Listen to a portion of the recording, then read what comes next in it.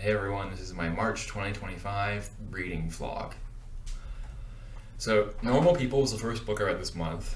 Now, Sally Rooney is already established as one of the best writers of our generation, and when someone gets really popular, sometimes it gives one pause because it's so easy to be a hater. You might start asking yourself, will the book really live up to the hype? But to be fair, sometimes it doesn't. Anyways, naturally being skeptical is no fault of the writers. But let me tell you, Normal People is definitely worth a read, if you haven't read it already. The novel has two viewpoint characters, Connell, a lower-class Irishman, and Marianne, the daughter of the family who employs Connell's mother to clean their house. Throughout the story, the youths have a frustratingly realistic relationship where they fail to speak to each other about their problems. There's another put a plot where characters would act differently had they just said one sentence to each other. I believe Roger Ebert calls that the idiot plot. That's not what this is. The characters' problems are much deeper than merely saying one sentence to each other, and the problems require both parties to invest their time in deep, meaningful, honest conversation with one another. And at the end of the book, even though the conclusion is a little trite, Sally Rooney accomplishes the one thing many novelists fail to do. She gets her characters to change. So if you like literary fiction, I think Sally Rooney's marketed more as popular fiction, but she's one of the writers I think who combines both genres quite well. If you like popular literature, if you like literary fiction, I would really give Sally Rooney a try, and I would start with Normal People. It's really just, it's an honest to God good book. 4.5 out of 5 stars. Cold People. So this book continues my trend of reading adjective people books. I picked up Cold People not knowing much about its author, Tom Rob Smith. The premise of this book is that aliens show up and tell everyone on the planet that they have 1 month to relocate to Antarctica. The action then follows Liza and Atto, she an American and he a tour guide whom she intends to maybe have a fling with while in Portugal. See if you can follow that. It's actually not that complicated. The relationship initially is so on the nose, I got to the point of putting the book down, but Tom Rob Smith plays with the trope just enough at the last second to prevent you from stopping. And then you think, okay, this guy's got me good. The next part of the book gets the characters to Antarctica. I'm not spoiling anything here. They both have to live there despite the punishing conditions, and then it's revealed, minor unimportant spoilers, that the scientists who also have relocated there are genetically engineering a new species of humans or otherwise sentient creatures to live on the continent. So this is really just a setup. Yeah, so it looks like sentient life will never be permitted to return to the continents. Tom Rob Smith gets the bleeding edge genetic engineering correct. The genetic engineered constructs, ask a lot of the most pressing questions about what it means to be human when you can engineer a non-human entity just as, or even smarter and better adapted to the environment than humans. The relationships among the humans and the constructs are some of the most realistic and moving I've just about ever read. It's that good. Moreover, the writing at the line level is brilliant. I'd keep an eye on Tom Rob Smith, and I'm definitely going to read more of his work, even though it doesn't appear that he's writing mainly sci-fi. 5 out of 5 stars. Weapons of the week. I tend to prefer fiction to nonfiction. I say this quite a bit, so forgive me if I'm repeating myself if you've heard this, but if there are any new viewers who haven't heard this before, the lessons people hope to learn from nonfiction are better learned and retained from fiction. So James C. Scott, the author of Weapons of the Week, he's my favorite sociologist. I really like his work. His takes on human society will have you reevaluate your entire conception of civilization, if not the meaning of life itself. I mean, it's that good. And here's the thing. Every single one of his books hits. Not only is his writing style accessible, his prose is neat and mellifluous, and he explores history and society from the perspective of the common person. Weapons of the Weak is no different.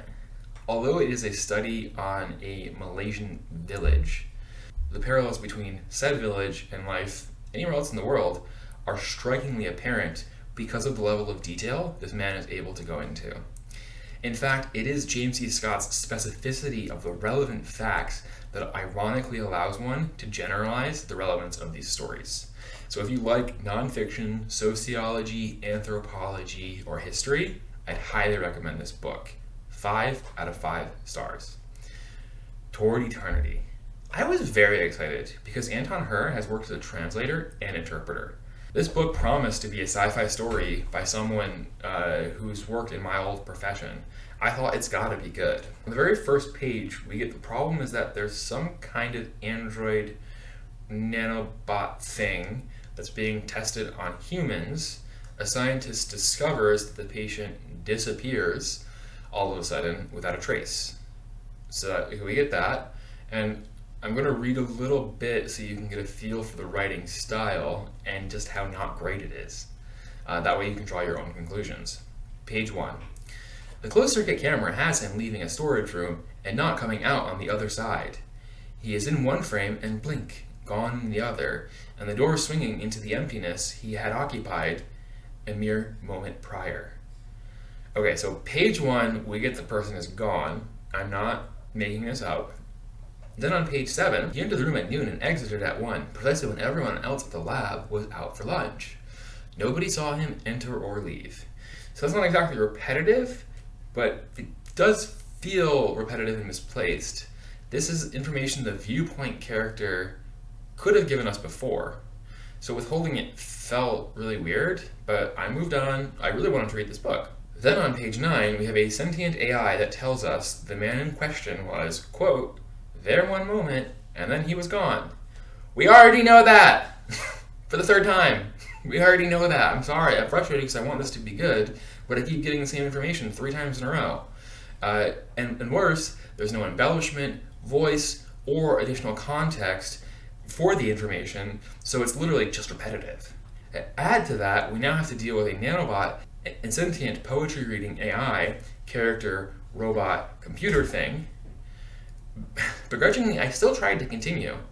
A few pages later, we switch viewpoint characters, and I DNF. This book is about what happens when a mother is a bit of a spendthrift, and there are also robots. The main character, May, agrees to a sort of experimental surgery that alters her face to become undetectable to what in the story is modern surveillance. There's a lot of surveillance for consumerist reasons in the story. So after the surgery, May decides to splurge on a trip for her family for a few nights in the local botanical gardens. You can camp there overnight.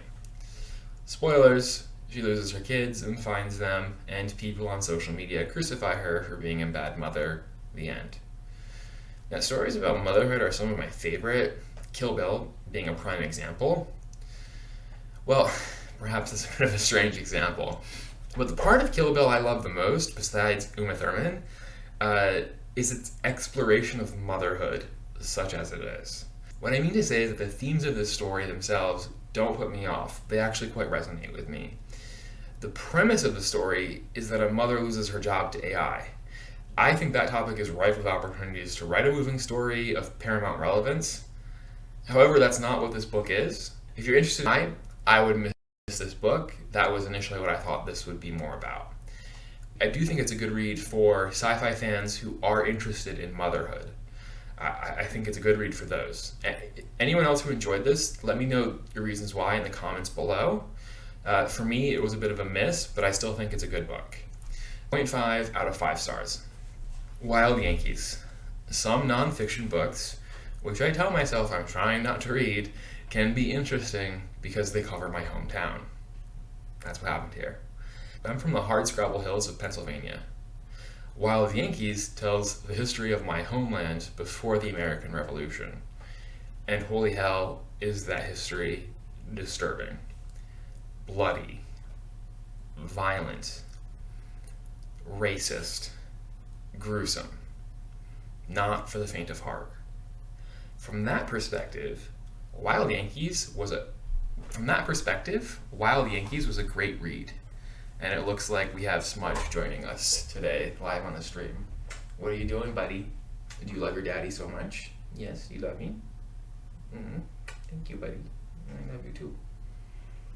Aww. But I gotta put you down. I can't hold you because you're gonna be purring really loudly, and I love you. So the author of Wild Yankees has an academic writing style. The author of Wild Yankees has an academic writing style that is more focused on information than readability. There are also multiple glaringly obvious typos. So unless you're from the area, or for some odd reason have a deep historical interest in this area, I'd recommend you skip this one. 1 out of 5 stars. The Rural Voter. This book is seminal to the domain of political science for a number of reasons. I don't think that's actually true, but I wish I could say that. The authors of this book conducted the largest ever survey of rural Americans, and the results are pretty eye-opening. As someone from a town of fewer than 500 people, a fact I love to gatekeep, this book was specifically interesting to me. People always want to tell me how everyone back home is so racist, and to be sure, there are many racists. Full stop. Prejudice against rural folks is one of the last socially acceptable stereotypes. I'm going to say this over and over again.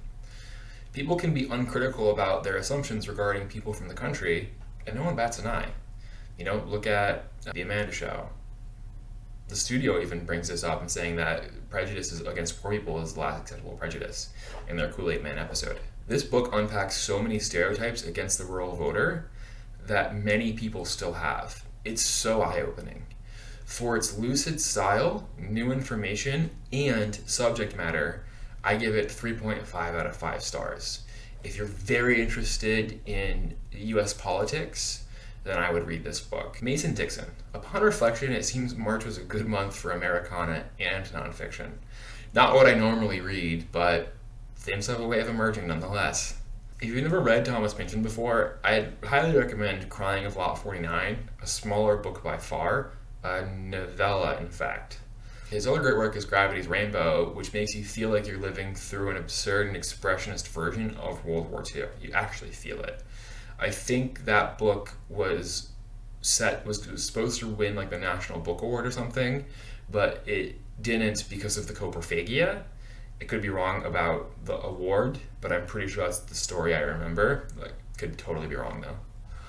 So Mason-Dixon, this book, follows the fictionalized account of Charles Mason and Jeremiah Dixon as they work together in South Africa and British India before finally coming to the United States to determine the Mason-Dixon line, which divides the North from South. This book is a study in voice, as most Thomas Pynchon works are. The plot meanders through sometimes surreal episodes. The characters live through some historical and or incredible events. There's singing untowardness, and then it kind of ends. At this point, I've read The Crying of Lot 49, Gravity's Rainbow, Vineland, and Bleeding Edge, which I actually kind of still love Bleeding Edge. When I finished Mason-Dixon, I felt like I'd read the same exact story several times before. Am I still going to read Thomas Pynchon's work? 1 out of 5 stars. Consider Pheblas. Iain Banks writes about living in a post-scarcity world. That topic is a hot issue for me right now, with the seeming, though not actual, ascendancy of AI's technical abilities. So anyways, I finally got my hands on a copy of Consider Pheblas after much work trying to find out where to begin with Banks' oeuvre. Yes, I just said oeuvre. The book starts off talking about a spaceship. It escapes some harrowing combat, though we're not exactly sure why. Perhaps we'll find out later. Then the viewpoint shifts to a person who is tied up in a jail cell. And now I'm going to quote, so give me 1 second. The Jin motif Boslin II kill the hereditary ritual assassins of the New Year King's immediate family by drowning them in the tears of the continental empather in its sadness season. Okay. That's a lot of world building right out there, but I'm interested in post-scarcity life, so I persevere. The dialogue after that is just so expositional with on-the-nose explanations of how this high-stakes world building works without any emotional undercurrent. I couldn't understand at all where the story was going. Unfortunately, nor could I care. So I DNF. I just didn't find this very good.